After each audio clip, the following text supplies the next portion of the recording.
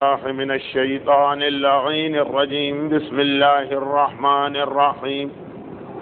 الحمد لله رب العالمين، والصلاة والسلام على خاتم النبيين وإطرته الطاهرين، ولعنة الله على أعدائهم أجمعين.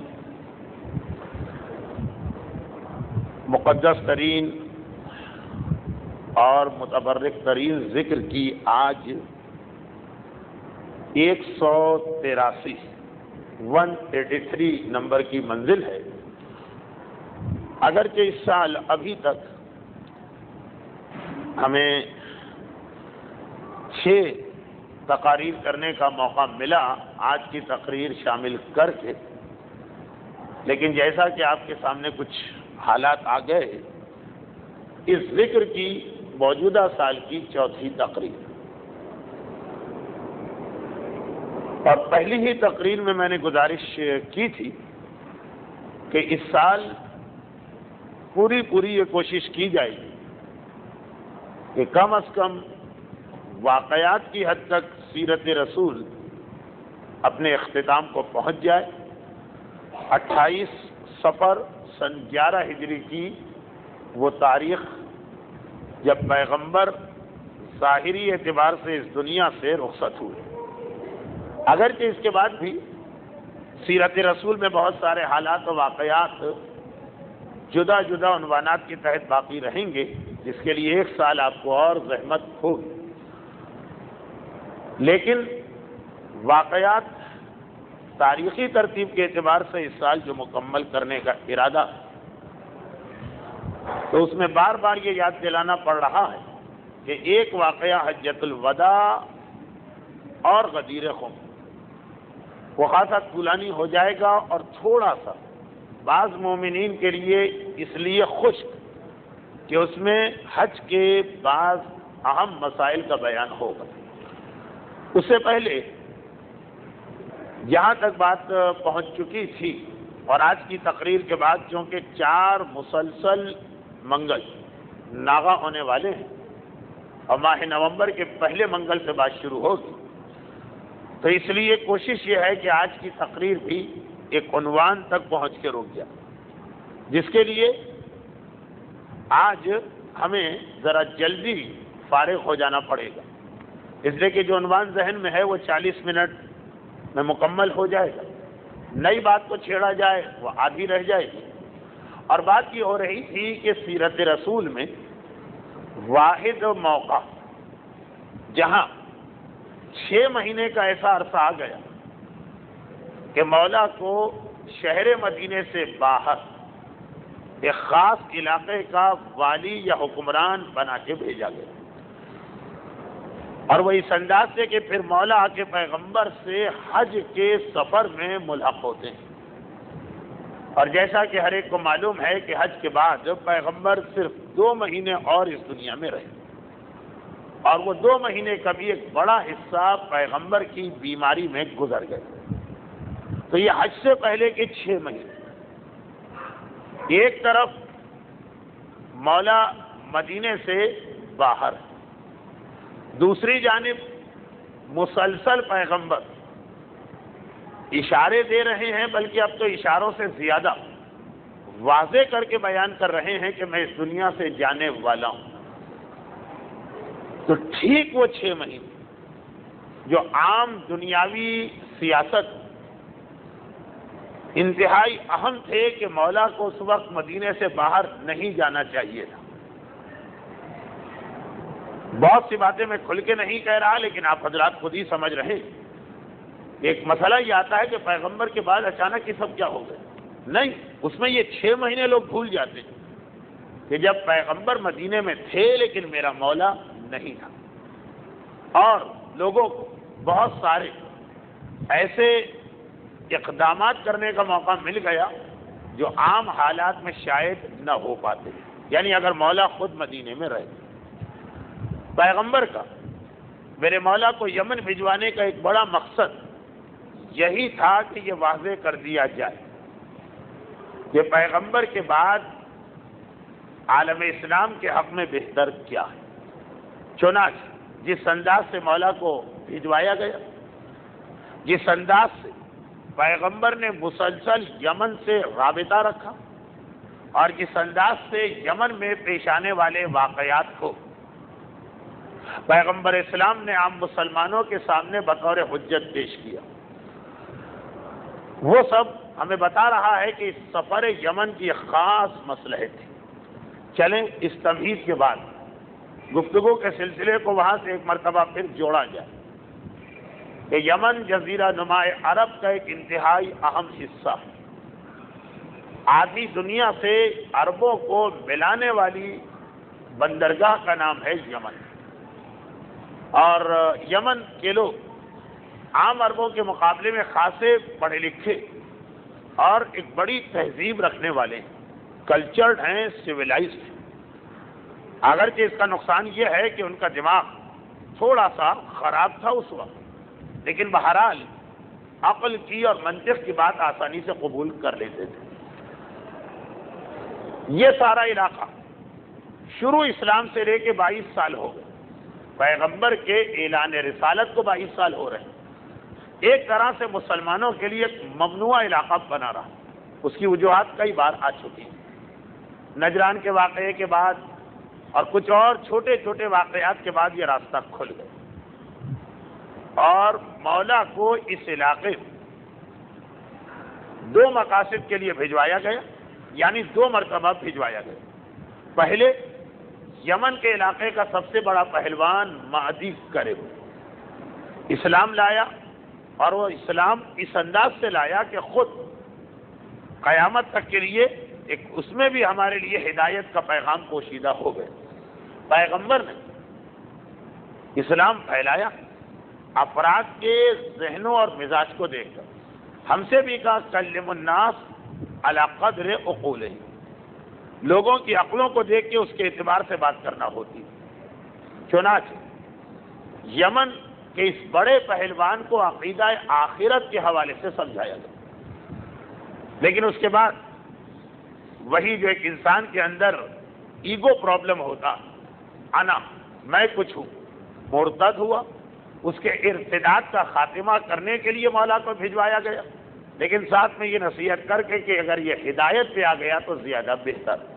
وہ قضیہ ختم ہوا، مولا واپس تشریف لے آئے۔ اب اس کے بعد دوبارہ مولا کو یمن کے علاقے میں اس وقت بھجوایا گیا جب مولا سے پہلے خالد ابن ولید یمن میں بھیجے گئے تھے، اور مسلسل ان کی تبلیغات کے باوجود اسلام کی کسی قسم کی بھی کوئی ترقی یا پیش رفت نہیں ہو رہی تھی، کیونکہ شبلی نعمانی نے سیرت النبی واقعے کو اسی طرح سے لکھا ہے، تو میں بھی اسی طرح پڑھ رہا ہوں کہ خالد ابن ولید کو بھیجا گیا، وہ بھی تقریباً 6 مہینے وہاں رہے، یعنی پچھلے حج پر ان کو بھجوایا گیا تھا یمن، 6 مہینے گزر گئے، کوئی فائدہ نظر نہ آیا، مولا کو بھجوایا جا رہا۔ لیکن اتنے عام انداز سے نہیں کہ خط یا تحریر دے کے کہا کہ اے علی چلے گا، نہیں، پیغمبر اسلام نے خاص اہتمام کیا علی کی رخصتی کے لیے یمن کے سفر میں، جس انداز سے آپ جنگ خندق میں علماء اور ذاکرین سے سنتے کہ عمر ابن عبدود للکار رہا ہے، مسلمانوں کے علاقے میں آ چکا ہے، پیغمبر کے خیمے کے قریب پہنچ چکا ہے، مگر پھر بھی ایک خاص تیاری کروائی گئی اور پھر علی کو بھیجا گیا۔ یمن کے سفر میں پیغمبر نے خاص شان کے ساتھ علی کو رخصت کیا۔ یہ اس شاندار طریقے سے علی کو بھجوانا یہ بھی ایک بہت واضح اشارہ تھا۔ اور اب وہ تاریخی واقعہ یہ کہ جب یمن سے آنے والی اطلاعات پیغمبر کے اعتبار سے مایوس کن تھی، تو ایک دن پیغمبر میرے مولا کو بلواتے اور اس کے بعد یہ جملہ ارشاد فرماتے ہیں کہ اے علی، یمن کا علاقہ اسلام کی تبلیغ کے لیے انتہائی اہم علاقہ، میں تمہیں وہاں کا والی اور قاضی اور حاکم بنا کے بھیج رہا ہوں، اور وہاں جاؤ اور جانے کے بعد پیغام حق پھیلاؤ۔ اے علی، یہ یاد رکھو کہ اگر تمہاری وجہ سے ایک شخص بھی ہدایت کے راستے پہ آ گئے تو خیر مما طلعت علیہ الشمس وغربت، جس چیز پہ سورج طلوع ہوتا ہے اور غروب ہوتا، ان سب سے زیادہ بہتر ہوگا ایک آدمی کا راہ ہدایت کو حاصل کر لینا۔ اور اے علی، جب کوئی شخص اسلام قبول کرے تو اس پر 5 نمازوں کی ادائیگی لازم کر دینا۔ جب تک اسلام قبول نہیں کرتے، ہم نہیں مانتے اپنے آپ کو مسلمان، کوئی پابندی نہیں، اگرچہ الکفار یعاقبون علی الفروع کما یعاقبون علی الاصول، کہ کافروں کو قیامت کے دن فروع دین پر بھی ایسا ہی عقاب و عذاب ملے گا جیسا اصول دین پر، اور وہاں پہ یہ بہانہ نہیں چلے گا کہ جب ہم اللہ ہی کو نہ مانتے تھے تو نمازی کس کی پڑھتے، اور جب ہم اللہ ہی کو نہیں مانتے تھے تو مثلا روزے کس کے رکھتے۔ لیکن دنیاوی اعتبار سے کہا کہ اے علی تبلیغ کرو۔ جس وقت کوئی شخص راہ ہدایت پر آ جائے تو اس پر لازم کر دو ادائیگی نماز، اور پھر ان کے اموال میں سے باقاعدگی کے ساتھ زکوٰۃ لیتے رہنا۔ اور جب کسی قوم سے، یمن میں مختلف قبیلے، 12 قبیلے کہے جاتے ہیں اور بعض نے کہا 22، اور جب کسی قوم اسلام کی مخالفت کو اپنا وتیرہ بنا لیا اور ان سے جہاد کرنا پڑ گئے تو مال غنیمت میں سے خمس نکال کے اسے باقی مال غنیمت مجاہدین پہ تقسیم کر دینا۔ یہ 2-3 نصیحتیں جس میں خاص طور پہ یہ بات تھی کہ جب کوئی اسلام کے راستے پہ آ گیا تو ادائیگی نماز لازم۔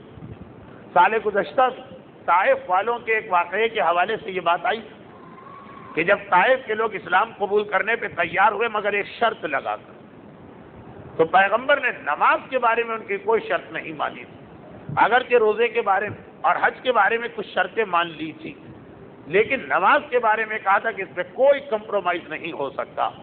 اسلام کے راستے پہ آئے، ایمان قبول کیا، نماز تو لازم ہے، اسے تو کسی حالت میں ترک نہیں کیا جا سکتا۔ مولا سے بھی کہا کہ جیسے ہی کوئی قبیلہ اسلام لائے، جیسے ہی کوئی فرد اسلام لائے، اس کے اوپر نماز کو لازم کر دو۔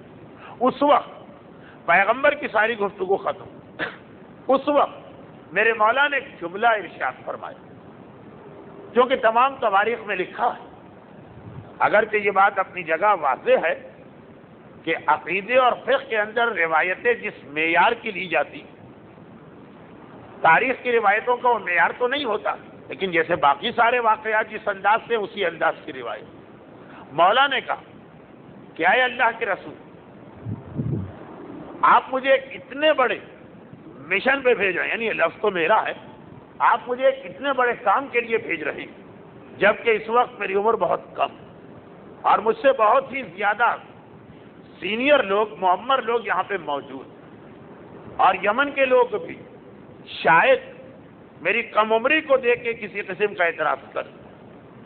اس وقت پیغمبر مولا کے سینے پہ ہاتھ رکھا اور کہا اللہم اہدی قلبہ وسدد لسانہ، اور ایک روایت میں ہے کہ پیغمبر نے کہا کہ اللہم ثبت لسانہ واہدی قلبہ۔ اچھا، یہ وہ جملہ ہے کہ جو ہم اور آپ تصور بھی نہیں کر سکتے، اور ہمارا تصور کرنا ہمارا گناہ بن جائے، مگر پیغمبر کہہ سکتے ہیں۔ وہ تو ہر ایک کی ایک شان ہوتی ہے، اس کے اعتبار سے بات ہوتی۔ جو جملہ آپ اپنے بڑے بھائی سے نہیں کہہ سکتے، آپ کے والد کو کہنے کا حق ہے، بلکہ کہنا چاہیے، اے خدا اس کے دل کو ہدایت پہ باقی رکھ اور اس کی زبان کو سداد اور ثبات عطا فرما۔ اس وقت میں نے ایک مرتبہ کہا کہ اللہ کے رسول، یہ آپ نے دعا تو کر دی، لیکن جب وہاں پہ لوگ مسلمان ہوں گے اور ان کے جھگڑے اور ان کے اختلافات اور ان کے مقدمے مجھے طے کرنا ہوں، اس وقت میں کیا کروں؟ پیغمبر نے کہا کہ اے علی، صرف تمہیں ایک نصیحت کرتا ہوں، اس پہ عمل کرنا اور اس کے بعد دیکھنا کہ کس طریقے سے اللہ تمہاری مدد کرتا، اور وہ یہ کہ جب بھی کوئی مقدمہ تمہارے پاس آئے تو جب تک کہ دونوں فریق کا بیان نہ سنو، فریقین کا بیان نہ سنو، اس وقت تک ایک آدمی کی بات سن کے کوئی فیصلہ نہ کرنا۔ یہ بات ہر مومن اور مومنہ کے لیے واضح، کہ پیغمبر کے بے شمار ارشادات مولا سے اس انداز کے کہ بعض اوقات ہمیں حیرت و تعجب کہ کیا علی ان باتوں کو نہیں جانتے، لیکن جو پیغمبر کے وصایا مولا کے نام، بات وہی ہے کہ کہا علی سے جا رہا ہے، سنایا امت کو جا رہا۔ سامنے ہی آپ کو کتب فروش کی دکان پہ باقاعدہ پوری کتاب ملے گی کہ پیغمبر کی وصیتیں علی کے نام، واقعاً ایسی اہم وہ وصیتیں کہ ممبر سے اس کو پڑھنا چاہیے، موقع ملا تو اگلے سال کی تقاریر میں جب یہ بات آئے گی تو شاید ایک تقریر اس کے حوالے سے بھی۔ اسی طریقے سے شادی کے بعد شوہر اور بیوی ازدواجی زندگی کے بہت سے ایسے مسئلے بھی جو بے تکلف دوست بھی آپس میں اتنی آسانی سے زیر بحث نہیں لاتے ہیں۔ تہذیب الاسلام کے آخر میں علامہ مجلسی نے وہ روایت نقل کی کہ پیغمبر اپنے داماد کو ایک ایک چیز بتا رہے ہیں، وہ صرف اسی لیے کہ وہ ہمارے اور آپ کے لیے ہے، ہمیں اور آپ کو سنانے کے لیے ایک ذریعہ بنایا گیا۔ میرا مولا کہتا ہے کہ پیغمبر کے یہ دو جملے، ایک دعا اور ایک حکم یا مشورہ، جب اس کے بعد کوئی قضیہ اور کوئی فیصلہ مجھے نہیں کرنا پڑا مگر کہ کبھی کوئی شک نہیں ہوا، کبھی کوئی پریشانی نہیں ہوئی، اور اس منزل پہ پہنچے کہ پیغمبر نے کہا افضاکم علی، کیا ہے مسلمانوں تم میں قضاوت کے اعتبار سے، جج کے اعتبار سے سب سے بہتر علی۔ اب یہ پیغمبر کی اور مولا کی وہ گفتگو جو یمن بھیجتے وقت تھی، اس میں 3-4 چھوٹے چھوٹے پیغامات، یعنی پیغام بہت بڑے بڑے، لیکن جو ہمارا طریقہ ہے کہ سیرت رسول میں واقعات کو زیادہ بیان کیا جاتا ہے، واقعات کے نتائج بہت مختصر، ایک ایک دو جملے کی شکل میں۔ اگر کوئی مجلس ہو رہی ہوتی تو یہ واقعہ 5 منٹ بیان ہو کے 45 منٹ اب اس کی وضاحت ہوتی، لیکن 2-3 چھوٹی چھوٹی باتیں۔ پہلی بات تو یہ کہ پیغمبر نے اس کے اندر ایک انتہائی اہم معاشرتی اصول بیان فرما دی، اور وہ یہ ہے کہ کبھی بھی کسی ایک فریق کی بات سن کے انسان کو فیصلہ نہیں کرنا۔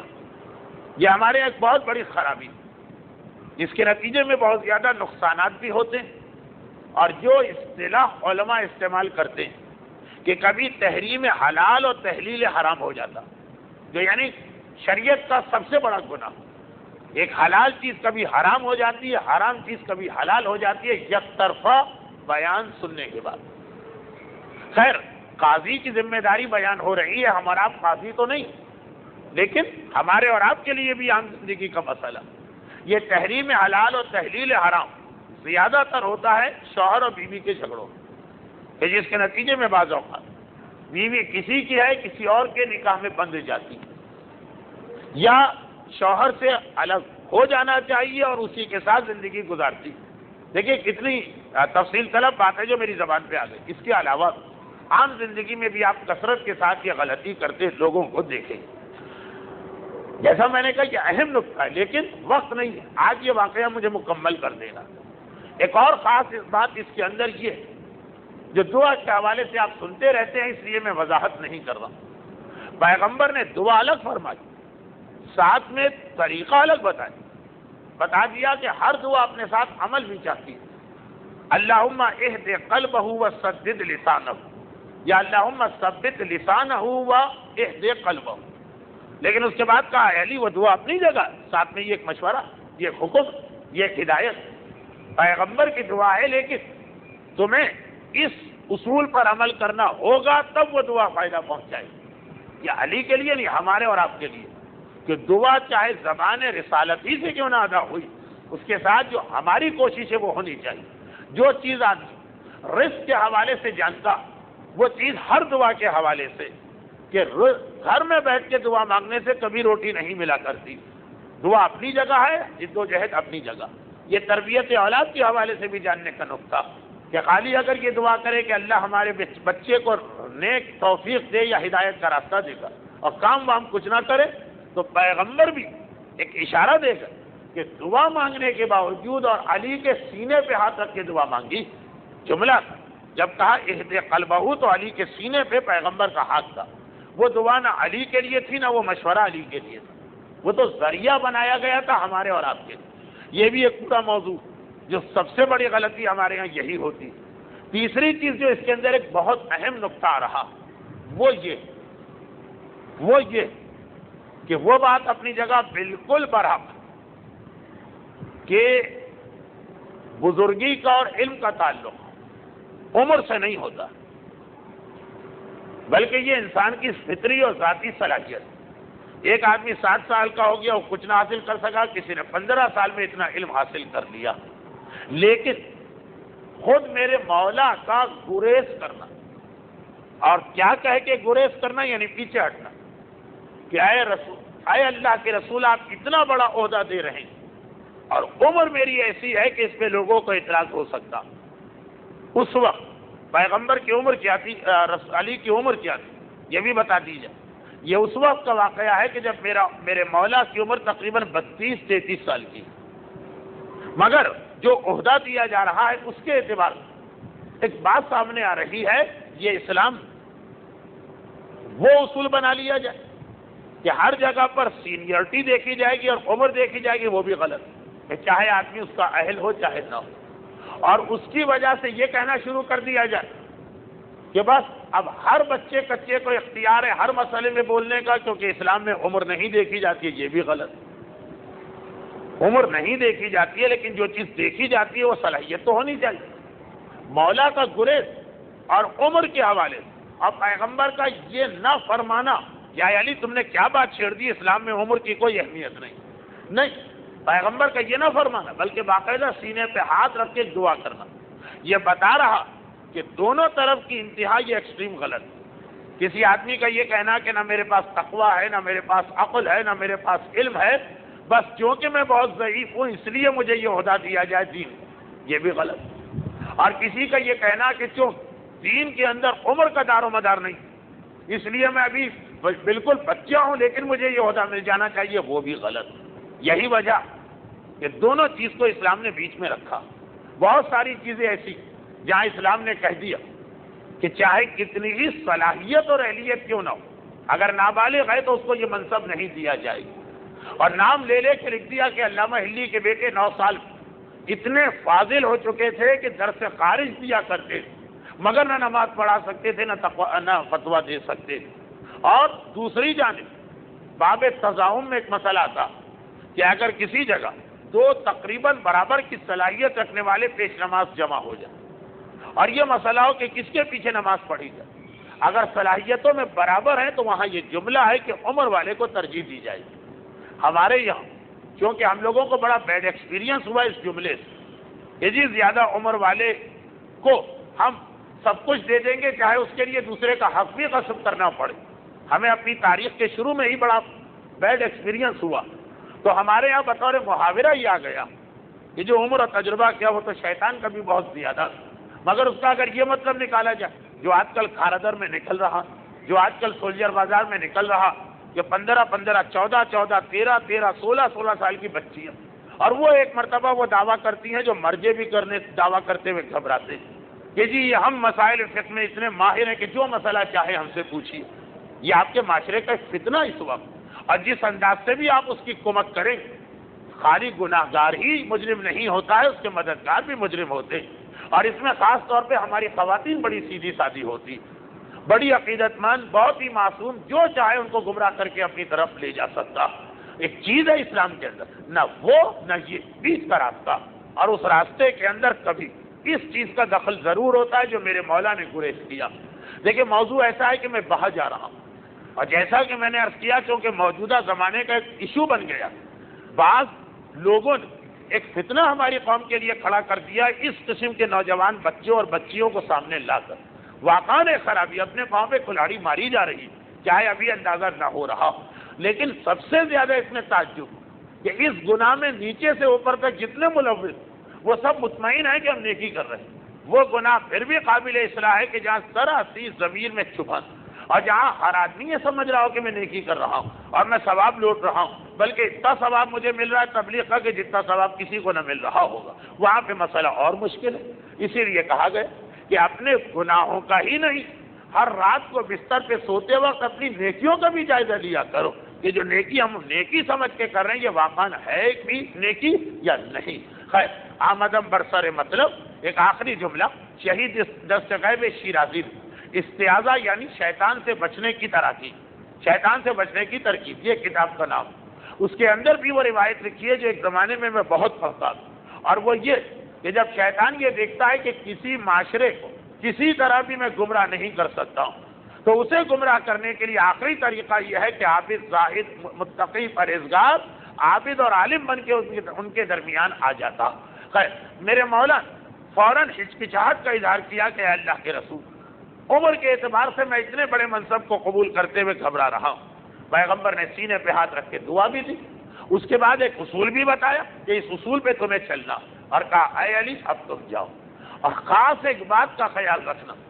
ہاں یہ بھی بہت اہم چیز ہے، اب یہ بات ہو رہی تھی کہ جو شرائط پہ پورے نہیں اترتے ان کے، اور اب بات ہو رہی ہے کہ جو آدمی شرائط پہ پورا اترتا جب وہ کام شروع کرے گا معاشرے میں، تو یاد رکھیے کہ جو ہمارے یہاں کوئی کام نہیں کرتا اس کی کوئی برائی بھی نہیں کرتا، اور جو آدمی جتنا زیادہ کام کرتا ہے اتنی زیادہ اس کی برائی بھی کی جاتی۔ چنانچہ ہر وہ آدمی جو ثواب کی خاطر زیادہ کام کرنا چاہے اس کو اس کے لیے تیار رہنا چاہیے۔ مولا نے جب یہ چیز اپنی محبت تک پہنچا دی، جو ہم اہل بیت سے محبت کرنا چاہتا پہلے اسے صبر کی ایک چادر سلوا کے رکھنا پڑے گی۔ یہ مت سمجھے کہ ہم اہل بیت سے محبت کریں تو دنیا ہماری دشمن نہ بنے، نہیں، پھر تو بنے گی دشمن۔ دشمنان اہل بیت سے محبت کرو، کوئی تم سے پلٹ کے سوال نہیں کرے گا۔ بتوں سے اور دیوی اور دیوتاؤں سے محبت کرو، کوئی تم سے پلٹ کے سوال نہیں کرے گا۔ لیکن جہاں تم نے اہل بیت رسالت سے محبت، تمہیں اس کے لیے تیار رہنا ہے کہ ہر طرف نہ صرف الزامات ہوں گے، اعتراضات ہوں گے، تہمتیں ہوں گی، بلکہ تمہیں ہر انداز کا نقصان پہنچایا جائے گا۔ اور یہ اصول جو محبت اہل بیت یعنی عقیدے کے بارے میں، یہ عمل کے بارے میں بھی، جب تک ایک عورت حجاب نہ کرے کوئی بات نہیں، جب تک کوئی نوجوان داڑھی نہ رکھے کوئی بات نہیں، جب تک کوئی شخص حرام نوکری کو ٹھوکر نہ مارے کوئی بات نہیں، جب تک کوئی شخص گناہ کرتا رہے کوئی بات نہیں، جہاں سیدھے راستے اور تبلیغ والے راستے پر آئے۔ تو پیغمبر نے یہاں پر خود ایک جملہ ارشاد فرمایا، یہ میرے مولا نے سوال نہیں کیا تھا، خود پیغمبر نے کہا علی تم بحیثیت والی بن کے جا رہے، چنانچہ جو شخص مر جائے اور اس کا کوئی وارث نہ ہو تو اس کی ساری میراث تمہارا حق، اسے لے لے۔ ہمارے یہاں بھی ایک مسئلہ، یعنی ہمارے یہاں اسی روایت سے ایک مسئلہ نکلا کہ اگر کوئی شخص اس حالت میں انتقال کر جاتا ہے کہ اس کا کوئی وارث نہیں، یا کوئی شخص آپ کے پاس کچھ پیسے امانت رکھوا کے جاتا ہے پھر مر جاتا اور آپ کو اس کے وارث کا پتہ نہیں چل رہا، تو ہمارے یہاں لوگ جھٹ سے یہ فیصلہ کرتے ہیں کہ یہ مرنے والے کے نام پہ خرچ کر دیا جائے، اس کے لیے کوئی نیکی کا کام کر دیا، اس کے لیے کوئی کسی کو زیارت کروا دی، اس پیسے سے کسی کا حج کروا دیا، اپنی ذات پہ نہیں خرچ کیا، چوری نہیں ہے، غصب نہیں ہے، ڈاکہ نہیں، لیکن فیصلہ اپنی عقل سے کیا کہ اس کا ثواب ہم مرنے والے کو پہنچا رہے ہیں، جبکہ واضح اصول الامام وارث من لا وارث لہ، امام ہر اس شخص کا وارث ہے جس کا اور کوئی وارث نہ ہو۔ چنانچہ اگر کسی اولاد نہیں، والدین نہیں تو مطلب مر چکے ہیں، اجداد نہیں ہے، بھائی بہن نہیں ہے، عمام و اخوال نہیں ہے، چچا پھوپھی خالہ اور ماموں، تو اس کی میراث سیدھ امام کو جاتی ہے۔ کہا اے علی تمہیں یہ کرنا، اور یاد رکھو اس دوران جتنے بھی تم پہ اعتراضات ہوں کسی کی پرواہ نہ کرنا۔ پیغمبر کو یہ جملہ بھی علی سے کہنے کی ضرورت نہیں، علی کا سینہ ایسا کہ یہ سارے اعتراضات ہوتے رہیں، علی میں کبھی جنبش نہیں ہے، لیکن ہمارے لیے کہ حق کے راستے پر، دین کے راستے پہ چلتے ہیں، یہ مت گھبرانا کہ فلاں یہ الزام لگا سکتا ہے، فلاں یہ تہمت لگا سکتا ہے، یہ رکاوٹ ہو سکتی ہے، اس طرح ہماری توہین و بے عزتی ہو سکتی ہے۔ کہا علی الزام تم پہ بھی لگیں مگر لے لینا یہ ساری جائیداد، لوگوں کو کہنے کا موقع نہیں ملے کہ واہ یہ عجیب حکومت کہ اس کی زمین لے لی، اس کے جانور لے لیے، اس کا سونا چاندی لے لیا، اس کی جائیداد پہ قبضہ کیا، اس کے کاروبار، کہا کہ اس میں قطعاً کسی کی پرواہ نہ کرنا۔ اور یہ کہہ کر ایک مرتبہ میرے مولا کو بھیجا جا رہا، اور بھیجتے بھیجتے ایک آخری جملہ 3 میل کے بعد کا، 3 میل کے بعد کا۔ اب یہ 3 میل بیچ میں کہاں سے آ گیا روایت میں یہ 3 میل، یہ سنی میرے مولا کو۔ اب یہاں تو ایک نصیحت مکمل ہو، اب میرے مولا کو 300 سپاہیوں کی ایک فوج دی، اور یہ کہا کہ پہلے سے جو شخص یمن میں موجود ہے اس کے بعد بھی جو فوج دی گئی اسے جا کے یہ پیغام پہنچا دو کہ جو واپس آنا چاہے واپس آئے، جو تمہارا ساتھ دینا چاہے تمہارا ساتھ۔ میرے مولا نے اپنے 300 سپاہیوں سے کہا کہ ایک جگہ جمع ہو، ساتھ چلے۔ اب یہ تو ہے شہر مدینہ، ایک اس محلے میں رہتا ہے، ایک اس محلے میں، ایک اس محلے میں. فوج کو جمع کرنے کا مرکز قبا کی بستی کو بنایا گیا. قبا آج تو مدینہ شہر کے بالکل وسط میں آ گئی. مسجد النبوی سے اگر آپ باب السلام سے نکل کے ٹہلتے ہوئے چلے تو کھجور مارکیٹ سے جو سیدھی روڈ جا رہی ہے 15 منٹ میں آپ قبا پہنچ جائیں گے. پہلے یہ شہر سے باہر کا ایک ویرانہ مانا جاتا تھا اور کھلا علاقہ تھا، تو قبا کو ایک طرح سے مولا نے اپنا کینٹونمنٹ ایریا بنایا کہ اپنے 300 سپاہیوں کو پیغام دیا کہ اپنے اپنے گھروں سے نکل کے وہاں جمع ہو، اور وہاں پہ پھر میں تمہیں اپنے ساتھ لے کے چلوں. آخر میں میرا مولا اپنے حجرے سے نکلا، پیغمبر اسلام علی کو الوداع کہنے اور خدا حافظ کہنے کے لیے آئے، اور 3 میل اس زمانے کے اعتبار سے خاصا بڑا فاصلہ تھا، 3 میل پیدل علی کے ساتھ قبا کی بستی تک پہنچے. یہ تقریباً بالکل الٹا واقعہ تھا ہجرت کے واقعے. ہجرت کے موقع پر بھی ایک واقعہ پیش آیا کہ پیغمبر مکے سے آ رہے تھے مدینے، قبا میں رک گئے اور کہا تھا کہ اس وقت تک آگے نہیں بڑھوں گا جب تک کہ میرا بھائی علی، جسے مکے میں اپنے بستر پہ لیٹا کے آئے، وہ نہیں آتا، اور وہاں سے علی کو لے کے مدینے میں آئے. آج ہجرت کے 10 سال بعد یہ واقعہ بالکل الٹا ہو رہا. اس وقت نبوت کا تعارف کرانے کی ضرورت تھی، مدینے میں نبوت پہلی دفعہ رہی، اور آج امامت کا تعارف کرانے کی ضرورت ہے، پہلی مرتبہ امامت مدینے سے نکل کے عرب کے صحراؤں میں جا رہی. چنانچہ واقعہ بالکل الٹا ہوا.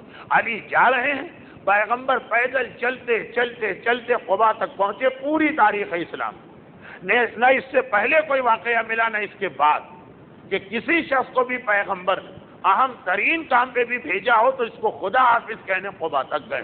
پیغمبر وہاں پہنچے اور وہاں 300 تو میرے مولا کے ساتھی، اس کے علاوہ جو لشکر اسلام، اس کے علاوہ جو ویسے ہی لوگ خدا حافظ کہنے آئے ہیں لشکر اسلام، یہ 300 آدمی نہ آسمان سے اترے ہیں نہ زمین سے اگے.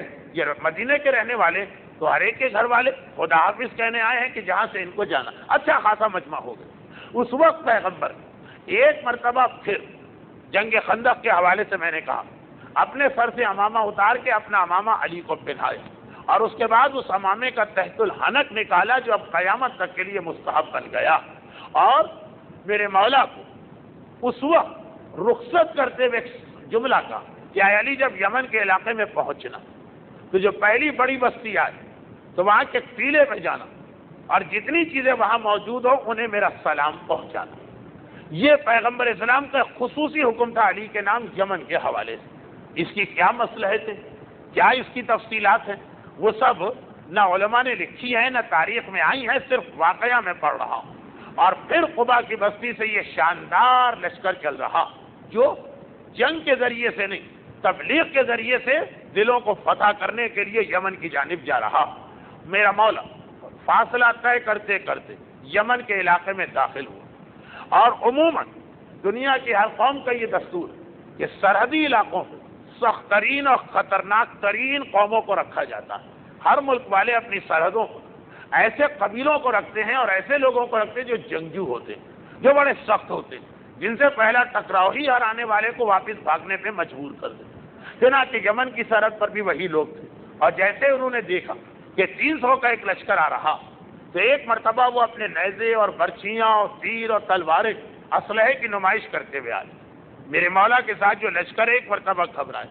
مولا پہلے تو پیغمبر کی نصیحت یا پیغمبر کی امانت ادا کی اور قریب کے قلعے پہ چڑھ اور چاروں طرف دیکھا، کہا یا شجر ہو و یا رمد ہو و یا سرا یقرؤ علیک السلام رسول اللہ، کہ اے شجر ہو، اے رمد ہو، اے سرا، اے درخت، اے رمد یعنی ریت کے ٹیلے اور مٹی کے ڈھیرے، و یا سرا اور زمین کے ٹکڑے. زمین کے نیچے کا علاقہ تحت السرا کہلاتا ہے جس کا تذکرہ قرآن، اور سرا اسی زمین کو کہتے ہیں. میں تمہارے پاس پیغمبر کا سلام لے کے آیا ہوں. خدا معلوم اس جملے میں کیا بات ہے. جملہ کہا گیا درختوں کو دیکھ کر یا شجر، جملہ کہا گیا مٹی کے ٹیلوں کو دیکھ کر یا رمد، جملہ کہا گیا زمین کی سطح کو دیکھ کے یا سرا. مگر ایک مرتبہ آنے والی جو بظاہر اپنے انداز سے بہت ہی زیادہ غصے اور اشتعال میں نظر آ رہے تھے، لگ رہا تھا کہ حملہ کریں، ایک مرتبہ قریب آئے اور آتے خود بخود سب کے سب مولا کے پیروں پہ گر پڑے اور کہا کہ ہم آپ کے استقبال کے لیے اس انداز سے آ رہے ہیں۔ اس ایک جملے کی وجہ سے کیا تبدیلی ہوئی؟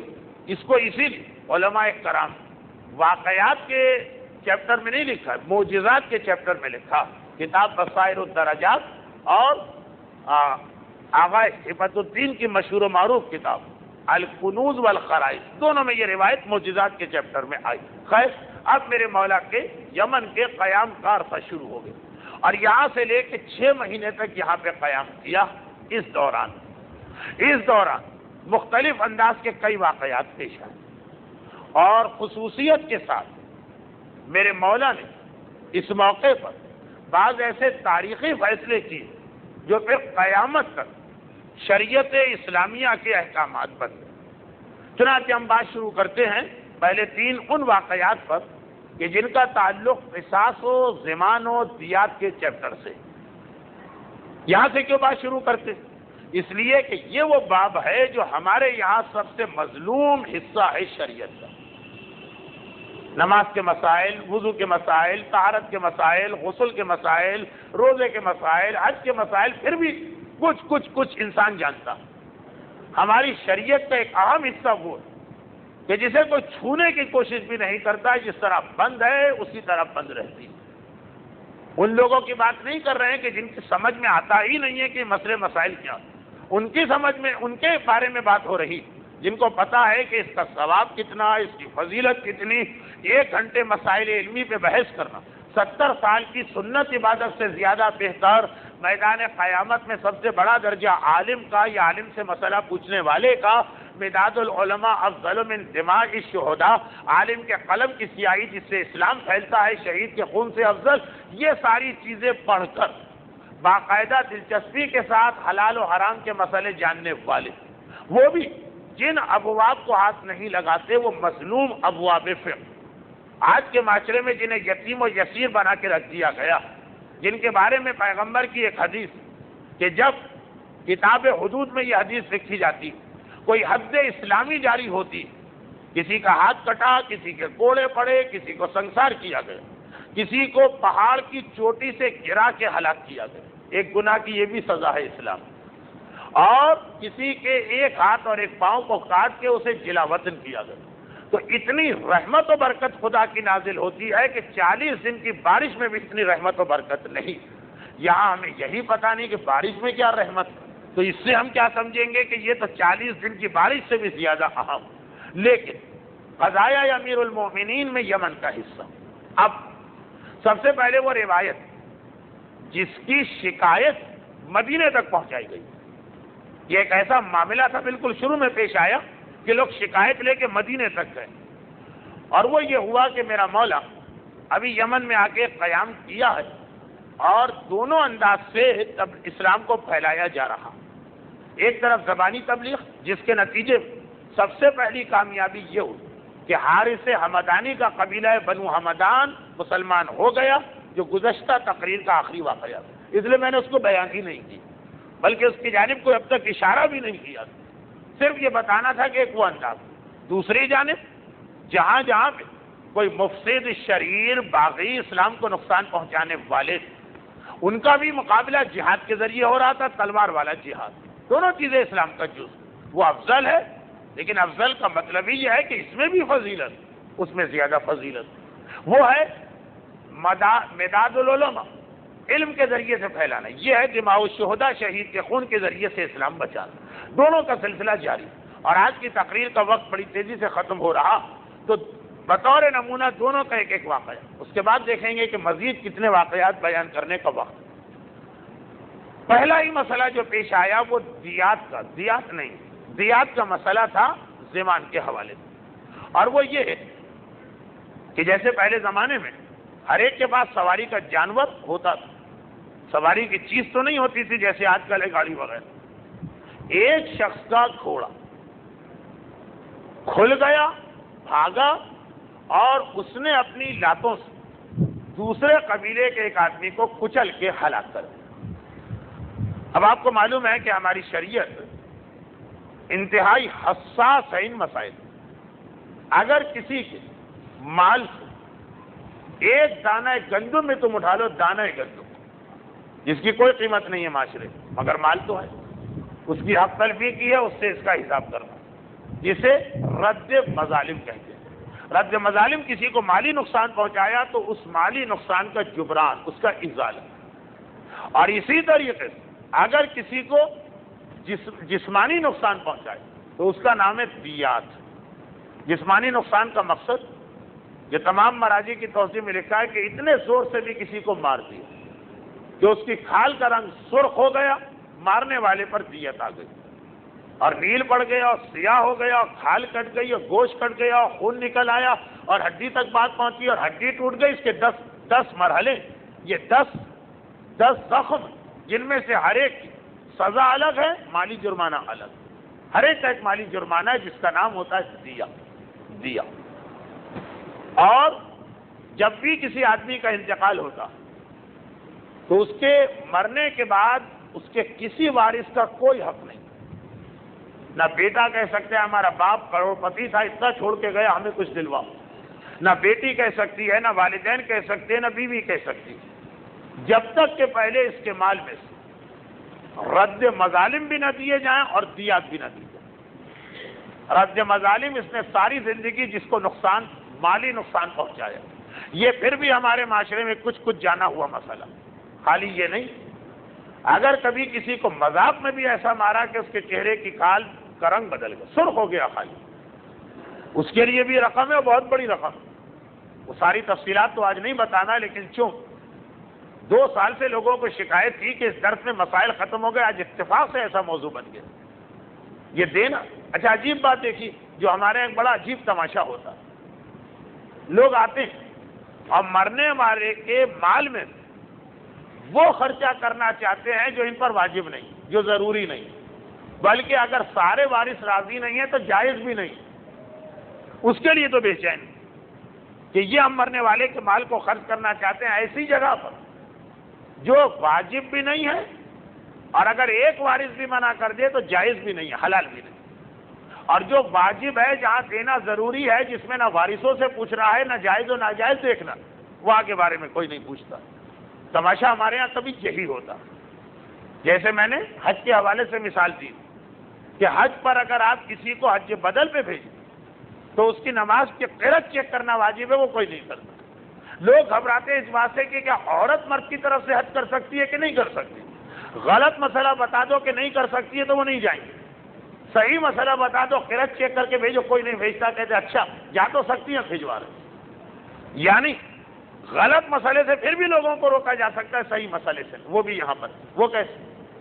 بھائی ہمارے باپ کا انتقال ہو گیا، بہت پیسے چھوڑ کے گئے ہیں، ان کی نماز و روزہ کرانا، مرنے والا وصیت کر کے گیا تو دوسری بات، ورنہ کبھی بھی مرنے والے کے مال میں سے نماز روزے کا پیسہ نہیں نکلے۔ اور اگر ایک وارث کہہ دے کہ نہیں ان کی نماز روزہ ہے، میں کیوں اس کا بوجھ اٹھاؤں، حرام ہے اس کے حق میں سے نماز روزے کا پیسہ نکال، لیکن دیات واجب، اس میں سارے وارث مل کے کہہ دیں کہ اس سے ہمارا کیا تعلق، ہم نہیں دیں گے، دینا پڑے گا۔ بلکہ اب دیکھیں بہت زیادہ مسئلے ہو گئے، آج تو مجھے تقریر بہت مختصر رکھنا تھا، بلکہ اب یہ بلکہ سنیے، آپ کو مرنے والے سے کوئی تعلق نہیں، یعنی ایسا کوئی تعلق نہیں ہے کہ آپ کو کچھ میراث ملے، آپ کے پاس مرنے والے کے کچھ پیسے موجود ہیں امانت یا کسی اور حوالے سے، اور آپ کو معلوم ہے کہ مرنے والے کے وارث جو ہے وہ مرنے والے کی طرف سے قرضے نہیں دیں گے، تو آپ پر یہ واجب بھی ہو جاتا ہے بعض مجتہدین کے نزدیک کہ یہ وارثوں کو بتاؤ بھی نہیں کہ 20,000 ہمارے پاس تمہارے باپ کے پڑے ہوئے، اگر تمہیں یقین ہے کہ وہ نہیں قرضے ورضے نہیں دیں، مجتہد کے وکیل کے پاس جاؤ اور اس کے تھرو خود ہی جا کے اس آدمی کو مرنے والے کی طرف سے قرضہ ادا کر، یہاں تک ہم پر واجب جب ہمارا اس مسئلے میں نہ لینا نہ دینا، مگر وہ ہر آدمی پوچھنے آتا ہے کہ نماز اور روزے کا پیسہ نکالنا، یہ کوئی نہیں پوچھتا، جبکہ اس کا کندھا پکڑ کے بھی یاد دلاتے کہ دیکھیں یہ واجب ہے، اس پہ کوئی توجہ نہیں۔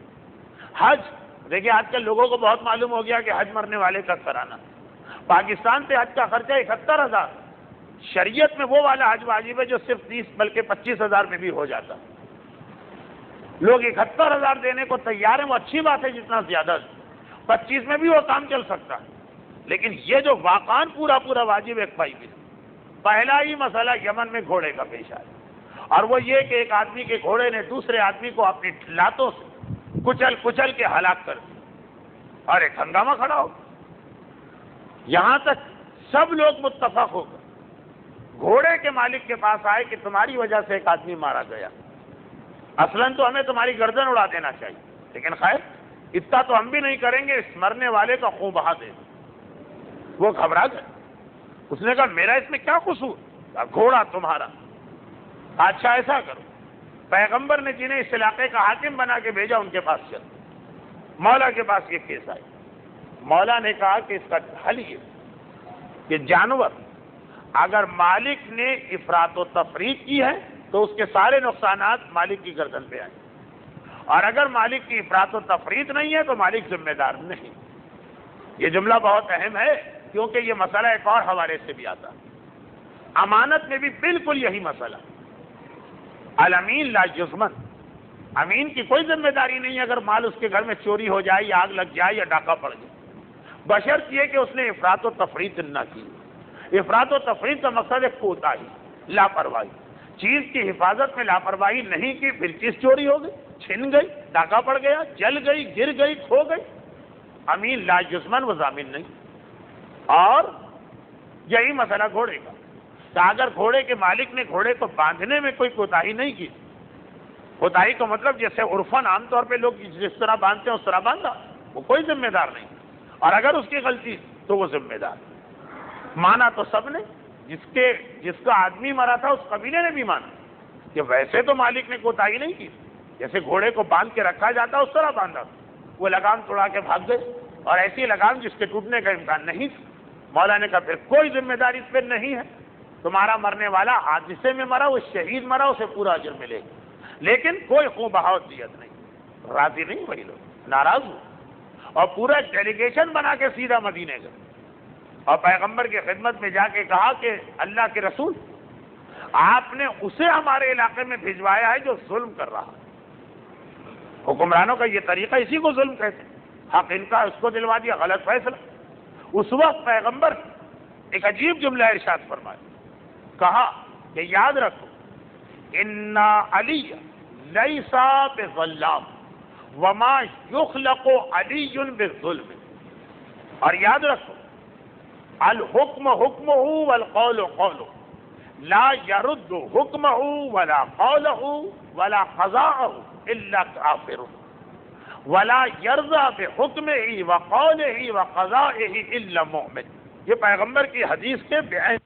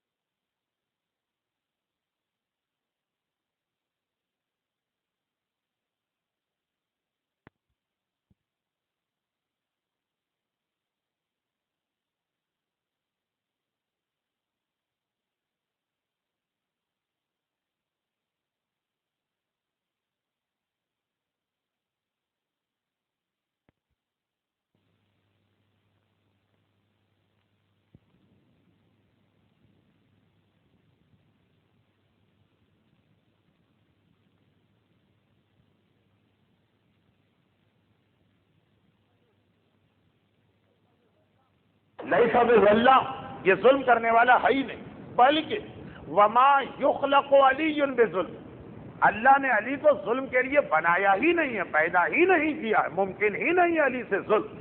والقول قول والفعل فعل، اور قول وہی ہے جو علی کہے اور حکم وہی ہے جو علی دے. لا يرد حکمہ ولا قولہ ولا قضاءہ، نہ علی کا حکم کوئی رد کر سکتا ہے، نہ علی کا قول کوئی رد کر سکتا ہے، نہ علی کا فیصلہ کوئی رد کر سکتا ہے الا کافر، جب تک کہ وہ کافر نہ ہو. ولا یرضى بحکمہ وقولہ وقضائہ، اور علی کے حکم پر اور قول پر اور قضا پر راضی نہیں ہوتا الا مومن، مگر سوائے اس کے کہ جس کا دل ایمان سے بھرا ہوا۔ ایک مرتبہ سب نے مل کے کہا کہ اے اللہ کے رسول، واقعاً اگر ایسا ہے تو ہم سے بڑی غلطی اور کوتاہی ہو گئی اور ہم نے بڑی جسارت کی، اب اس کا کفارہ اور ازالہ کیا؟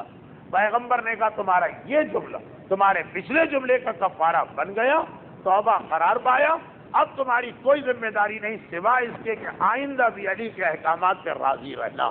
دیکھیے جس مقصد سے علی کو بھیجا گیا وہ مقصد خالی یمن تک نہیں ہے، مدینے میں بھی آدھا کام ادھر ہو رہا، آدھا کام ادھر ہو رہا۔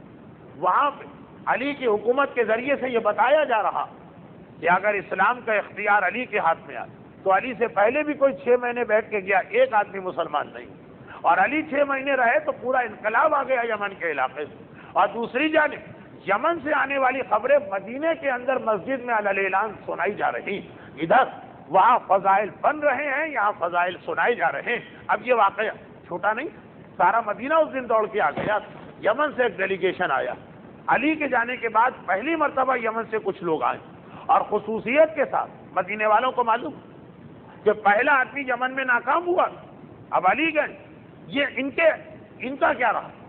دوست، محب، علی کے فضائل سننے کے شوق میں، اور منافق یہ سننے کے شوق میں کہ وہ ناکام رہا تو علی بھی ناکام رہے ہوں۔ جب بھی یمن سے کوئی ڈیلیگیشن آتا اس دن تو مدینے کی عجیب حالت ہوتی۔ عمر ابن شاس یہ کہتے ہیں، جو نقطہ میں بتا رہا ہوں وہ یہ کہ علی مدینے یمن تک محدود نہیں، یمن میں علی اقدامات کر رہے ہیں، مدینے کے اندر کس طرح سے اس کو ریلے کیا جا رہا، باقاعدہ عوام کے سامنے پیش کیا جا رہا۔ عمر ابن شاس وہ پہلے خالد ابن ولید کے ساتھ یمن گئے، پھر 6 مہینے بعد میرا مولا آیا اور حکم سنا دیا کہ پیغمبر نے کہا جو جانا چاہے چلا جائے، جو رہنا چاہے میرے ساتھ رہے۔ عمر ابن شاس کہتے ہیں کہ میں نے فیصلہ کیا کہ میں یہیں رہوں۔ 2-3 مہینے گزرے، کوئی ایسا واقعہ پیش آیا کہ ہم 4-5 آدمیوں کو وہ فیصلہ پسند نہیں آیا۔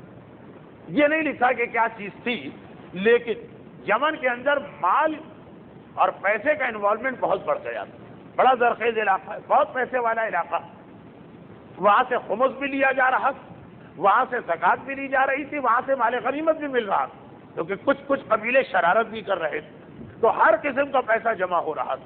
اور پیسے کی تقسیم ایک ایسی چیز کہ دنیا کا کوئی شخص کسی کو راضی نہیں رکھ سکتا۔ جب ہم معصومین کے زمانے میں دیکھ رہے ہیں معصومین کی تقسیم پہ لوگ راضی نہیں، تو خدا کا شکر ادا کرتے کس بات پر کہ آج ہم غیبت کے زمانے میں، ویسے تو ہم روتے ہیں دعائے نصبہ کا جملہ پڑھ کر کہ ہر شخص کو میری آنکھ دیکھ رہی ہے مگر اسی کو نہیں دیکھ رہی کہ جس کو دیکھنے کے لیے اللہ نے آنکھ کو پیدا کیا۔ آنکھ کا اصل کام یہی ہے کہ امام کی زیارت کی جائے۔ غیبت میں روتے ہیں مگر یہ واقعات سن کے خوش بھی ہوتے ہیں۔ آج ہم اعتراض کرتے ہیں زیادہ سے زیادہ مجتہد پر، ان کی یہاں کوئی پیسے کی تقسیم صحیح نہیں ہے، ان کو زیادہ دیا ان کو کم دیا۔ آج ہم زیادہ سے زیادہ اعتراض کرتے ہیں نائب امام کے وکیل پر کہ جی پتہ نہیں کیسے کیسے وکیل بنا دیے ہیں، اپنی کوٹھیاں اور بنگلے کھڑے کر رہے ہیں، ہم اسی طریقے سے رول رہے ہیں۔ لیکن جب یہ واقعات سامنے آتے ہیں تو اندازہ ہوتا کہ اگر واقعاً امام ہمارے سامنے ہوتے تو پیسہ ایک ایسی چیز ہے کہ بڑے بڑے کے ایمان کو لے ڈوبتا۔ خیر اب یہ ایک موضوع ہے اپنی جگہ، لیکن واقعات کا بیان زیادہ۔ عمر ابن شاس کہتے 2-3 مہینے ہم رہے، ہم چند آدمی ناراض ہو گئے اور اتنے ناراض ہوئے کہ میں تو یمن چھوڑ کے آ گیا، مدینے میں۔ آج بھی مجھے ایسے لوگ ملتے ہیں، کہتے ہیں اچھا فلاں مجتہد کا یہ فتویٰ، آج سے میں نے ان کی تقلید چھوڑ دی، نہیں کروں گا ایسے کی تقلید، جیسے کوئی بڑا نقصان پہنچا دیا ان مجتہد۔ تو علی کو چھوڑ کے آ گئے کہ نہیں بھائی ہم راضی نہیں ہیں، مال کی تقسیم۔ مدینے آ گئے، اور مدینے جو آئے تو ایسے لوگوں کا ایک بڑا دل پسند مشغلہ ہوتا، وہ یہ کہ جہاں کہیں بیٹھتے ہیں بات شروع کر دیتے یمن میں کیا ہو رہا، یمن میں کیا ہو رہا۔ 2 دفعہ 3 دفعہ 4 دفعہ ایسا ہوا۔ ایک دن اللہ کا رسول اپنے حجرے سے نکل کے محراب کی طرف جا رہا تھا نماز پڑھانے، عمر ابن شاس راستے میں بیٹھے، پیغمبر نماز پڑھانے جا رہے، ان کے قریب رکے، ایک جملہ کا یا عمر ابن شاس لقد آذیتنی، اور آگے بڑھ گئے، اے عمر ابن شاس تو نے مجھے شدید اذیت و تکلیف پہنچائی۔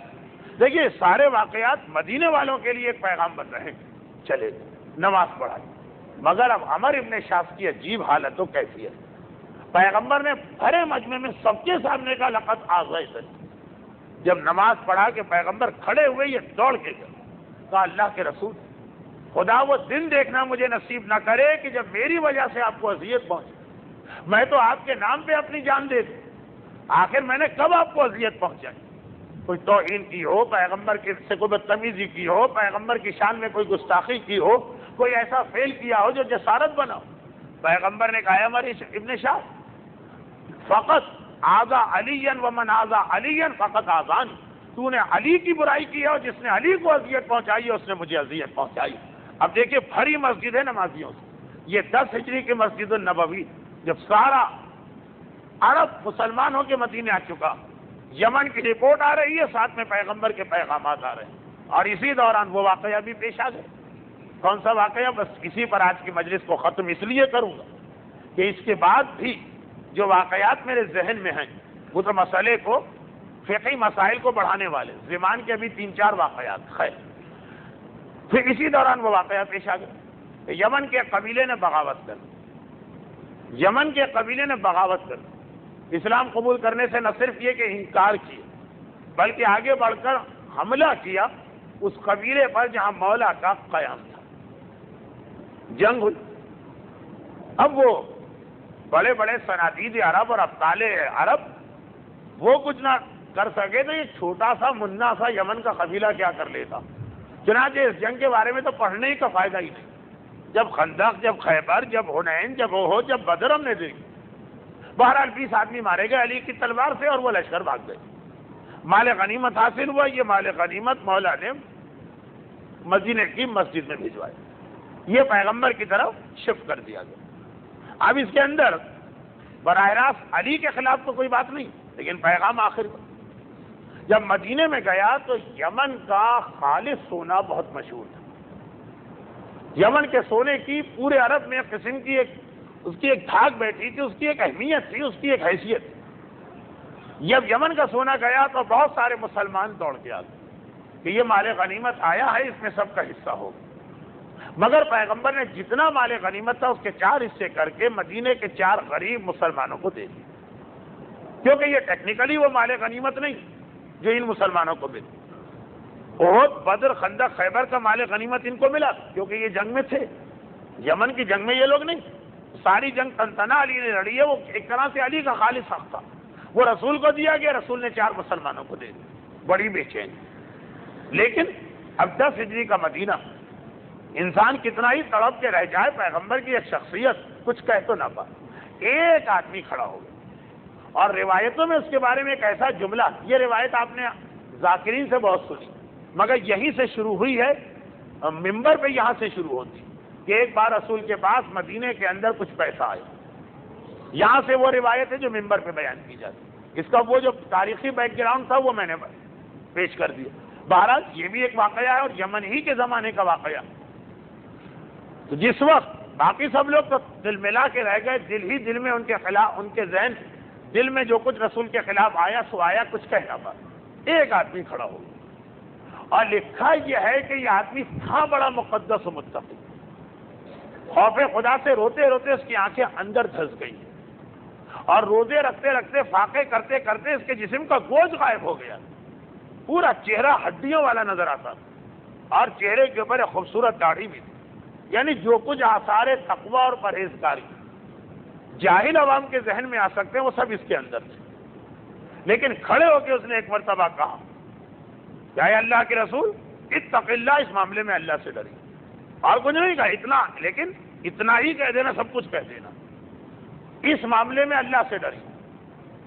اچھا، اس قسم کے جو زاہد و پرہیزگار ہوتے ہیں نا، جن کے پاس علم نہیں ہوتا، خالی زہد و تقویٰ ہوتا، وہ اسے بھی ایک نیکی سمجھیں گے کہ جی بھائی امر بالمعروف کرنا ہے، چنانچہ آپ دیکھیں گے کہ ایسے جو زیادہ مقدس لوگ ہیں نا، وہ عام پبلک کے گانا سننے پر، عام پبلک کی بے حجابی بھی اتنا نہیں بولیں گے، وہ سیدھا سیدھا اٹیک کریں گے مجتہدین پر، فلاں نے یہ فتویٰ کیسے دے دیا، فلاں فاسق، فلاں فاجر، فلاں کو ہم نہیں مانتے، اس لیے کہ وہ بھی پھر اپنا اسٹیٹس دیکھ کے بات کرتے ہیں، ہم اتنے زاہد، اتنے متقی، اتنے بڑے انسان، اتنے نیک انسان، کیا عام آدمیوں کے مسئلے میں الجھے، ان کو جو کرنا ہے کرنے دیں، ہمیں اگر تو بدو کسی سے لڑائی کرنا ہے تو کم سے کم آغا خوئی اور امام خمینی کے معیار کا آدمی تو ہو، اور وہ بھی اس لیے کہ آج رسول نہیں، اس آدمی نے ڈائریکٹ کہا اتق اللہ فی ھذا الامر، اے اللہ کے رسول اس مسئلے میں اللہ سے ڈری.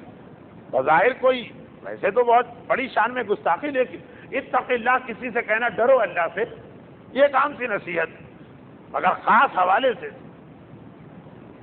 اس وقت مدینے کی مسجد کے اندر بہت سے لوگ یہ جملہ برداشت نہ کرتا. خیر اس آدمی نے یہ جملہ کہا، رخ پھیرا اور چلا گیا. یعنی یہ بھی بتانا چاہ رہا ہے کہ اس پیسے میں مجھے لالچ نہیں، میں اپنے لیے نہیں کہہ رہا ہوں، میں تو جا رہا ہوں خالی نصیحت کر کے، مجھے کچھ نہیں لینا اس میں سے. لیکن جو تقسیم آپ نے کی ہے غلط، ذرا اللہ سے ڈری. جب وہ نکلا باہر تو کسی نے آ کر پیغمبر سے کہا، نام بھی ہے ان کا لیکن میں نام کم رکھتا ہوں واقعات میں، سعید ان کا نام لکھا.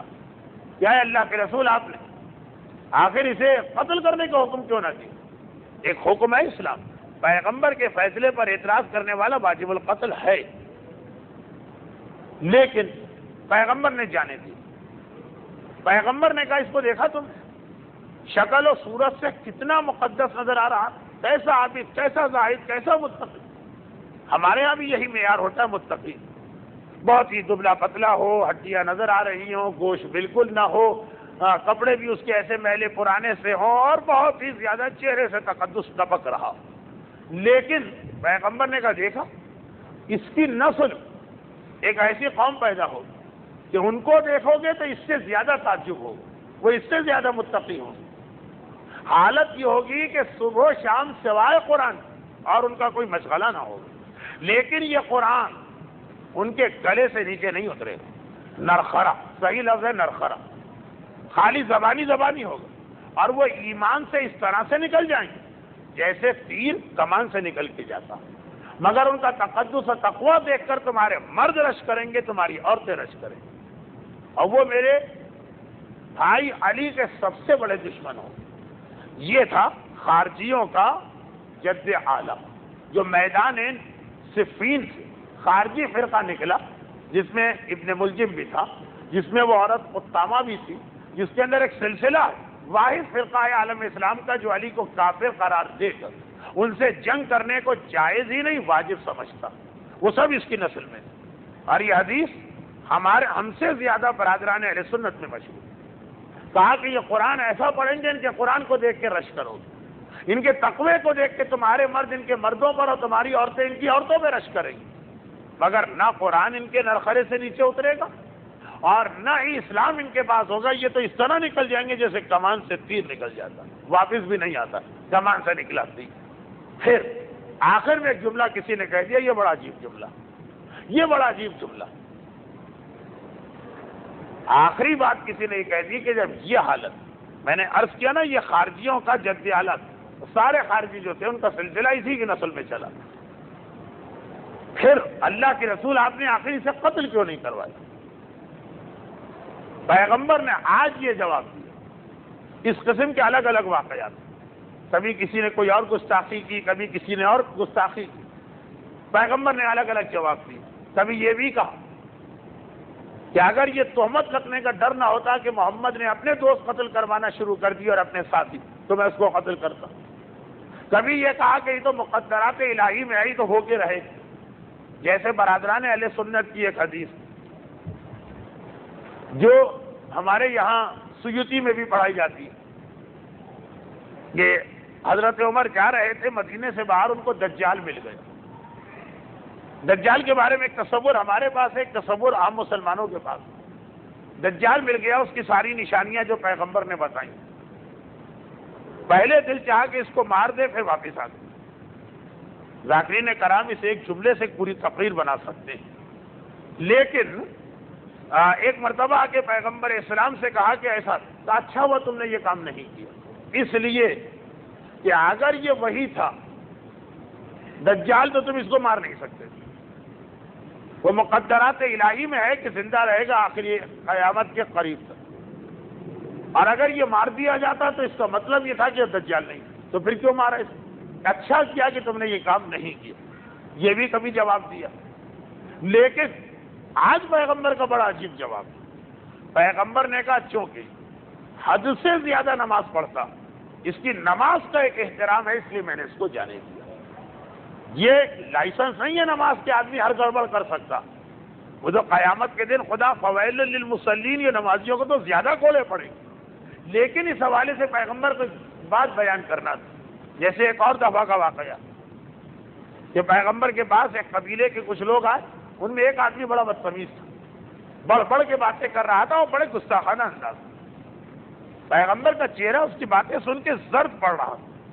ایک روایت یہ ہے کہ وہ مومن نہیں ہے جس سے اذیت نہ پہنچے ایسی باتوں سے.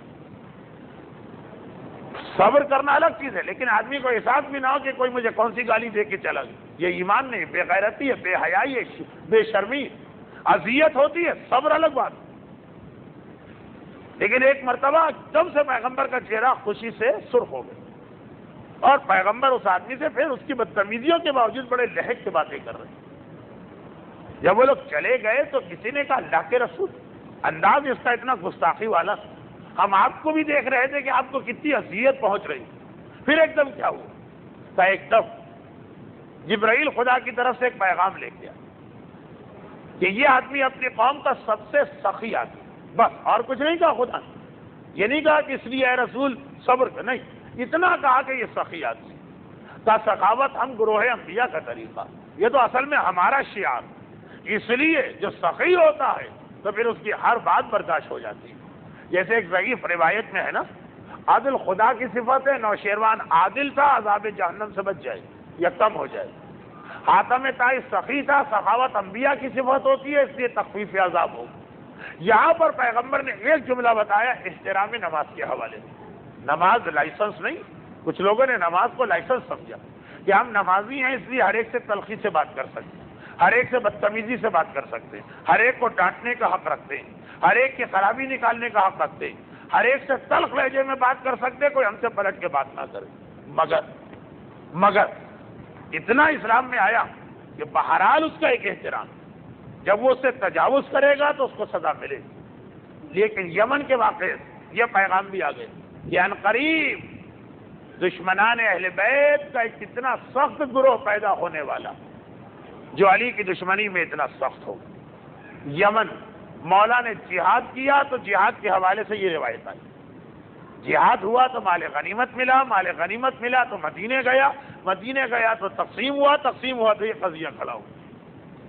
اور ان قضاوتوں کے حوالے سے علی کا فیصلہ، یہ اس کا مال ہے، یہ اس کا جانور ہے، یہ اس کا خون بہا معاف، اس کے حوالے سے وہ واقعات، یہ سارے واقعات مدینے میں اکٹھا کر کے پھیلائے جا رہے ہیں. ابھی اور بھی واقعات موجود ہیں. ان میں وہ واقعات تھی جسے مرحوم آیت اللہ خوئی نے یہ کہہ کے لیا تھا کہ اگر کہ جو اصول شریعت ہے اس کے اعتبار سے یہ فیصلہ نہیں، مگر چونکہ یمن میں میرے مولا کی یہ قضاوت ثابت ہے تاریخ سے، اس لیے اس مسئلے میں اصول کو بدلا جائے گا اور اس کو دیا جائے گا. شیر کے گڑھے والا واقعہ، لیکن وہ اپنے وقت پر آئے گا. آج یہ ساری باتیں نہیں آ سکتی. اب بیک وقت دو چیزیں ہو رہی، وہ یہ ہے کہ جیسے جیسے یہ واقعات مدینے میں رپورٹ ہو رہے ہیں اور پیغمبر اسے پھیلا رہے ہیں، محبان اہل بیت ان کے چہرے پہ مسکراہٹیں آتی جا رہی ہیں. دشمنان اہل بیت ان کے سینے اس کینے سے بھرتے جا رہے ہیں جس کا زیارت عاشورہ میں تذکرہ. زیارت عاشورہ کا ترجمہ پڑھیے، اس میں تفصیل ہے یہ ساری کی ساری. اور جو غیر جانبدار ان کو پتہ چلتا جا رہا کہ پیغمبر اپنے بات کے لیے کیا انتظامات کر رہے ہیں. لیکن دنیا کے ہر معاشرے میں یہ خرابی ہے، اسلامی معاشرے کی سب سے بڑی خرابی. کیا؟ ہر معاشرے کی یہ خرابی ہے، اسلامی معاشرے کی سب سے بڑی خرابی. دشمن اتنا نقصان نہیں پہنچاتا، دوست اتنی قربانی نہیں دے سکتا. گڑبڑ ہوتی ہے خاموش اکثریت، جسے سائلنٹ میجورٹی کہا جاتا، جو سمجھتے ہیں کہ حق کیا ہے، بولنے کی ہمت نہیں ہوتی، جنہیں پتا ہوتا ہے کہ کہاں غلطی ہو رہی ہے لیکن ان میں حوصلہ نہیں ہے کہ جا کے ہاتھ پکڑ لیں. دل کے اندر حق اور باطل کو سمجھنے والے، نہ زبان میں طاقت ہے نہ ہاتھ پیروں. باطل دنیا میں ہمیشہ کم رہا، فائدہ اس نے اٹھایا ایسے کمزور اور بزدل لوگوں سے. اور تاریخ اسلام تو سارا کا سارا اسی کا نام. ایسا نہیں ہے کہ لوگ نہیں سمجھ رہے تھے حق کہاں. یہ اتنے واقعات، یہ یاد رکھیے، دعوت ذی العشیرہ کے واقعات، اس میں امت اسلامیہ کندھے جھٹک کے آگے بڑھ سکتی تھی، ہم تو پیدا بھی نہیں ہوئے، ہمیں کیا پتا وہاں کیا ہوا۔ مکے میں پیغمبر کو بچوں کے پتھراؤ سے بچانے سے لے کر شیب ابی طالب میں 3 سال تک حفاظت سے لے کر بستر رسول پر شب ہجرت سونے تک کے واقعات، بہت سے مسلمان کہہ سکتے تھے ہمیں کیا پتا، ہم تو تھے ہی نہیں اس وقت۔ بدر احد خندق خیبر بھی پرانی بات ہو گئی تھی ان واقعات کے مقابلے میں نسبتاً، کیونکہ آخری 2 سال میں اتنے لوگ اسلام قبول کیے، وہ کہہ سکتے تھے ہم نے وہ سب نہیں سنا، مگر آخری سال پیغمبر اس انداز سے فضائل علی کو پیش کر رہے ہیں، اب کوئی کہہ ہی نہیں سکتا کہ ہم نے نہیں سنا۔ تم بدر میں نہ ہوگے، احد میں نہ ہوگے، خیبر میں نہ ہوگے، اس وقت تو مدینے کی مسجد میں ہو جب یہ سارے واقعات پیش آ رہے ہیں، پھر بھی یہ چپ رہے، اور ایسا چپ رہے کہ خانہ سیدہ جل گیا، یہ چپ رہے، ایسا چپ رہے کہ محسن شہید ہو گیا، یہ چپ رہے، اور ایسا چپ رہے کہ علی کے گلے میں رسی بن گئی اور یہ چپ رہے، اور ایسا چپ رہے کہ بیٹی کو باپ کے ماتم سے روک دیا گیا اور چپ رہے۔ دیکھیے ایک حد ہوتی ہے، یہ بزدل لوگ جو حق کو جانتے ہیں بولنے کی ہمت نہیں، جو حق کو باطل کو پہچانتے ہیں لیکن باطل کا ہاتھ روکنے کا حوصلہ نہیں، زیادہ خرابیاں ان کی وجہ سے ہر معاشرے میں آتی، یہ ایک مرتبہ اگر حوصلہ پکڑ تو یہ کبھی نہیں ہوگا۔ یہ رسول زادی کا جنازہ تاریکی شب میں اٹھ جائے اور امت کو پرواہ ہی نہ ہو کہ کیا ہو گیا۔ ہاں، یہ جملہ جو میں نے کہا جان بوجھ کے کہا، یہ واقعاً ایک سانحہ، ایک ہلا دینے والا جملہ تھا۔ رسول زادی کا جنازہ اٹھ گیا، اب عام مسلمانوں میں پھر بھی کوئی تحرک پیدا نہیں ہوا، لیکن جو دشمن تھے انہوں نے کہا یہ ہمارے خلاف جملہ بن سکتا، اس میں لوگ آ کے کہہ سکتے ہیں کہ باقی ساری باتیں تو ٹھیک، مگر یہ کیا بات ہے کہ جنازہ اٹھ گیا اور تمہاری شرکت بھی نہ ہوئی۔ اگرچہ میں کہوں گا کہ دشمنوں نے بھی غلط اندازہ لگایا، وہ اس وقت اتنے بزدل کچھ لوگ تھے، اس میں بھی نہیں بولے وہ، مگر یہ ایک ایسا واقعہ تھا کہ دشمن بھی ڈرے کہ شاید اس میں کوئی ہمارے خلاف موومنٹ شروع نہ ہو جائے۔ چنانچہ جب یہ خبر پھیل گئی کہ رسول زادی کو تاریکی شب میں دفن کر دیا گیا، تو ایک مرتبہ یہ خیال آیا کہ لوگ ہم سے سوال نہ کریں، تیاری کرو۔ کیا تیاری کرو؟ کہا ہم قبر سیدہ کو کھود دیں گے، میت تو دوبارہ باہر نکالیں گے، البتہ پورے احترام کا خیال کریں گے۔ قبر کے گرد شامیانہ لگانے کی بھی بات شروع ہو گئی، اور پیغمبر کے زمانے کی بزرگ صحابیات کو بلایا گیا تھا کہ قبر آپ کھودیں گی اور میت آپ نکالیں گی، کوئی مرد تو چھوڑو، عام عورت بھی نہیں جائے گی، فقط آپ جائیں گے، اور پورے احترام کے ساتھ میت نکال کے نماز جنازہ علی اعلان ہوگی، اور تدفین کا مرحلہ دوبارہ عوام کے سامنے ہوگا، تاکہ کوئی یہ نہ کہہ سکے۔ بس میرے مولا نے جو یہ خبر پائی تو تاریخ کہتی ہے نہ اس سے پہلے کبھی علی کو اتنے جلال میں دیکھا گیا، نہ اس کے بعد کبھی علی کو اتنے جلال میں دیکھا گیا۔ وہاں قناعت اور شامیانے لگ گئے۔ میرے مولا نے جس حالت میں خبر سنی اسی حالت میں گھر سے باہر آئے، چنانچہ گھر کا لباس پہنے تھے، گریبان چاک تھا، آستینیں بلند تھی، ننگے سر تھے، منہ سے کف جاری تھا، اور اب پہلی مرتبہ پیغمبر کے بعد پہلی مرتبہ لوگوں نے علی کی ذوالفقار علی کے ہاتھ میں دیکھی تھی۔ اس سے پہلے کئی موقع آئے تھے، لوگوں نے سوچا تھا اب ذوالفقار نکلی، اب ذوالفقار نکلی، مگر نہیں، وہ ایک عہد تھا رسول اور علی کے بیچ میں، آج اس عہد کا وقت پورا ہو گیا۔ ذوالفقار لے کے قبر سیدہ پہ آ کے بیٹھ گئے، کہا خبردار قبر سیدہ کی کسی نے توہین و بے احترامی کی، اب علی کی تلوار نہ روکے گی، جو وعدہ مجھ سے رسول اللہ نے لیا تھا اس میں یہ شامل نہیں تھا۔ لوگوں نے علی کی کیفیت دیکھی، کہا جاتا ہے پیغمبر کبھی یہ ارشاد فرما گئے تھے خبردار اگر علی کو کبھی مٹی کے قریب منہ سے کف جاری ذوالفقار کے ہاتھ میں لے کے دیکھنا، اس وقت کوئی علی کے سامنے نہ آئے۔ یہ پتہ نہیں صحیح ہے کہ غلط، مگر ایک مرتبہ علی کی حالت ایسی دیکھی سب گھبرا کے پیچھے ہٹ گئے، کہا خبردار کوئی اس قبر کے قریب نہ جائے، ایسا نہ ہو علی تلوار چلا دے۔ میرے مولا علی نے قبر سیدہ کو بچا لیا، رسول زادی کی قبر مظالم سے محفوظ رہی، گھر اپنی جگہ، رسول زادی کا جسم اپنی جگہ، مگر قبر محفوظ رہ گئی، شاید اس لیے بھی کہ اللہ کو سارا امتحان پہلے امام سے نہیں لینا تھا، کچھ امتحان آخری امام کے لیے رکھنا تھا۔ ہمارا امام زمانہ جو ہم سے زیادہ ان چیزوں کو جانتا ہے؟ آئیے، اس لیے کہ شہادت سیدہ کی دوسری روایت کی تاریخ بہت قریب ہے۔ اے امام زمانہ، جب ہم مصائب سیدہ پڑھ رہے تھے تو سوچ رہے تھے اس کا پرسہ کسے دے، تو فوراً یاد آ گیا پرسہ زندہ وارث کو دیا جاتا۔ آپ فاطمہ زہرا کے زندہ وارث و فرزند ہیں، ہم سب آپ کے پاس آتے ہیں، اے مولا امام زمانہ ہم سے اپنی دادی فاطمہ زہرا کے مصائب کا پرسہ لیجئے۔ لیکن اے امام زمانہ، خود آپ پر بھی یہ کتنی بڑی مصیبت گزری کہ میری دادی کی قبر جب ایک مرتبہ خطرے میں تھی تو میرے دادا حیدر کرار نے ذوالفقار سے بچا لیا، اور عین میری امامت کا زمانہ تھا، 8 شوال کی تاریخ تھی۔ ایک بار بقی کے قبرستان میں بلڈوزر اور کدالے لے کے لوگ داخل ہوئے، پوچھا بتاؤ قبر سیدہ کہاں ہے؟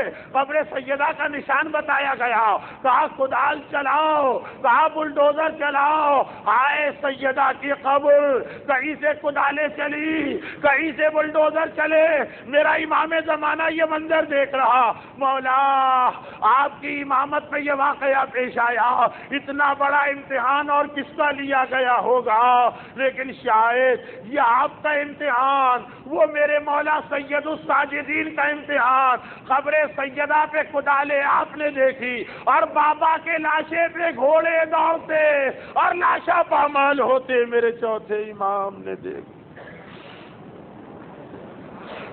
خدا بندہ، اس ماہ جمادی الاولیٰ کا واسطہ، جس کی 15 تاریخ میرے چوتھے امام کی تاریخ اور 13 اور 14 شہزادی کی وفات کی تاریخ، میرا چوتھا امام بھی وہ کہ جس نے سب سے بڑا امتحان دیا، میری شہزادی بھی وہ کہ جن کے مصائب سب سے زیادہ، ان مصائب سیدہ اور زین العابدین کا واسطہ ہم سب کو دنیا اور آخرت کی ہر پریشانی، لیکن خصوصاً دشمنان اہل بیت کے مسلسل ہونے والے مظالم اور شر سے محفوظ فرما۔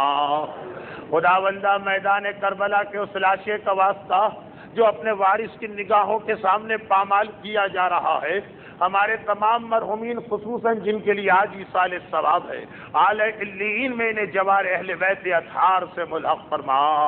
خداوندہ، اس ذکر رسالت کا واسطہ اور اس اسلام کا واسطہ جس کے خاطر اتنی زحمتیں برداشت کی گئیں، ہمیں کم از کم اس ذکر رسالت اور اسلام پر عمل کرنے کی توفیق عطا فرما۔